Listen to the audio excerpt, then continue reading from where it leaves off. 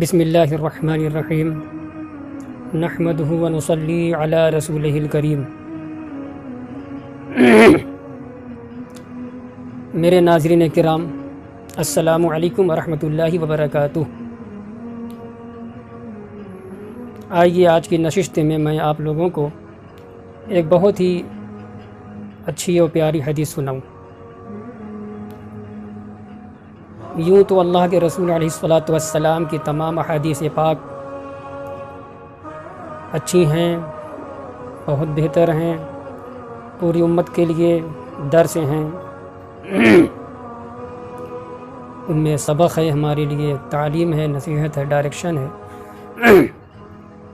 خیر، ایک حدیث پاک وہ یہ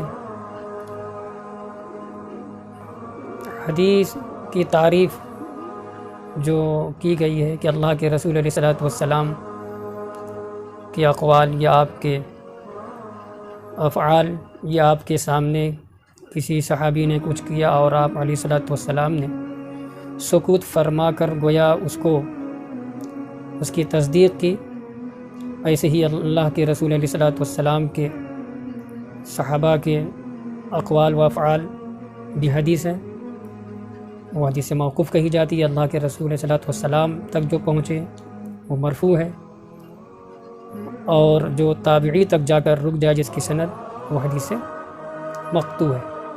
خیر، اس لیے میں نے وضاحت کر دی کہ میں نے شروع میں حدیث کا نام لے لیا، اللہ کے رسول علیہ الصلاۃ والسلام کا واقعہ نہیں ہے، حضرت عوام بن حوشب رضی اللہ تعالیٰ عنہ، حضرت عوام بن حوشب رضی اللہ تعالیٰ عنہ کا واقعہ ہے۔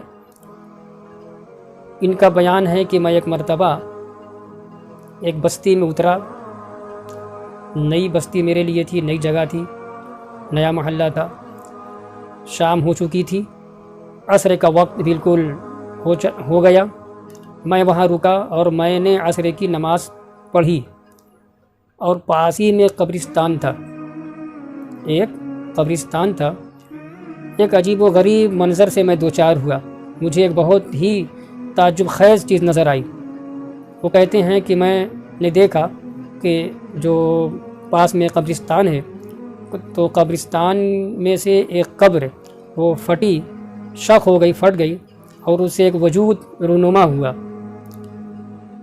دھڑ اس کا جو تھا، ناف کے اوپر حصہ، سینے کا، یہ سب وہ انسانوں کی طرح تھا، اور اس کا جو چہرہ تھا گدھوں کی طرح تھا۔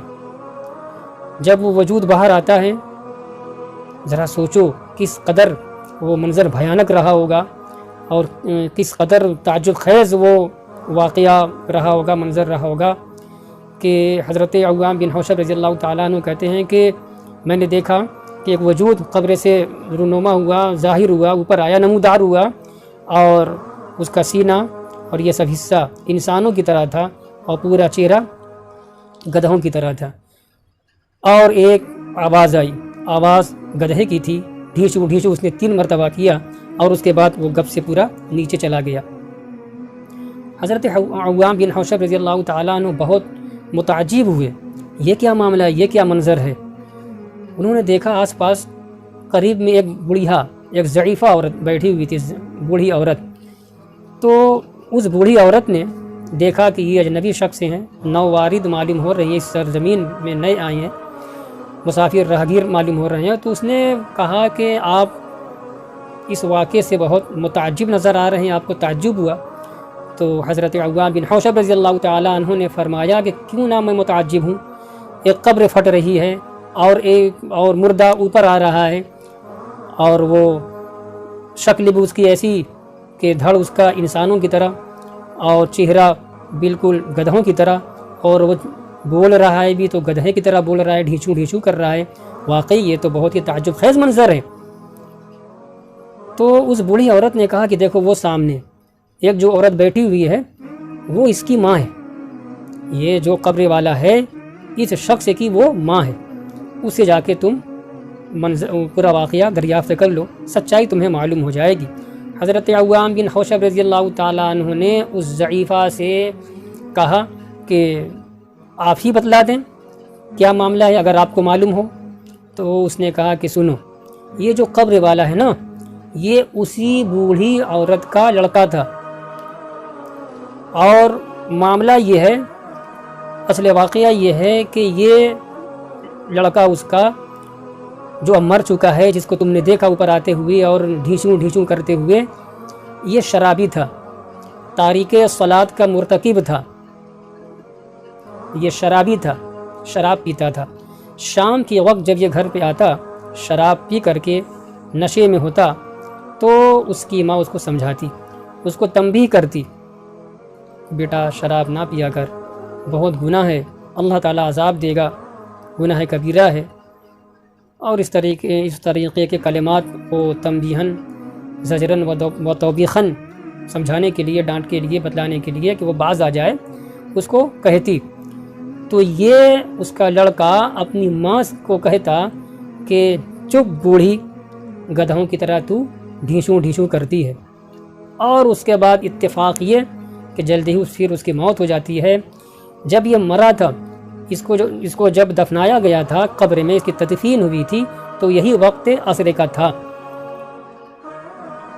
دفنانے کے بعد، تدفین کے بعد آج تک ایک عرصہ ہو گیا، روزانہ عصر کے وقت ایسے ہی اس کی قبر پھٹتی ہے، یہ آدھا باہر نکلتا ہے اور 3 مرتبہ ڈھیچوں ڈھیچوں رینگتا ہے، گدھوں کی طرح بولتا ہے، اور اس کے بعد پھر وہ نیچے چلا جاتا ہے۔